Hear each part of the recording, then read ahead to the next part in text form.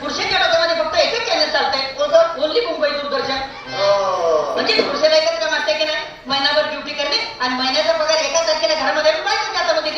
पण त्या आणलेल्या पगाराचं जीवनभराचं व्यवस्थापन आमच्या याला करावं लागते आणि ते व्यवस्थापन करताना घराचं घरपण टाकताना मला सांग आई, तुझ्या डोक्यामध्ये किती प्रकारचे चॅलेंज असते? लेकरांचं संगोपन आहे, मुलांचं शिक्षण आहे, मुलींचं शिक्षण आहे, सासू सासऱ्याची सेवा आहे घरामध्ये असते. तर हे सगळे चॅलेंज तुझ्या डोक्यामध्ये व्यवस्थितरित्या प्रक्षेपित होण्यासाठी तुझ्या डोक्यावरचा हा केसांचा आंबाडा आहे ना ताई, हा डिश अँटिना आहे.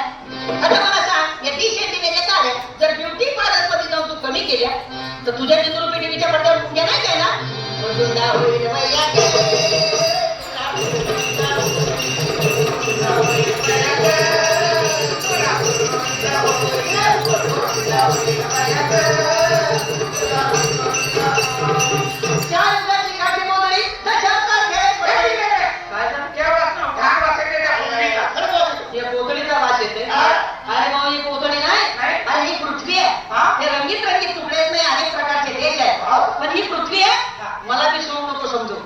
हे तुम्ही आम्ही जे आहेत ना आजकालचं मानव ते मी आहे, आणि तुमच्या प्रत्येकाच्या घरामध्ये ज्या लेकरांनी जन्म घेतला ते उद्याचं भवितव्य हे आहे.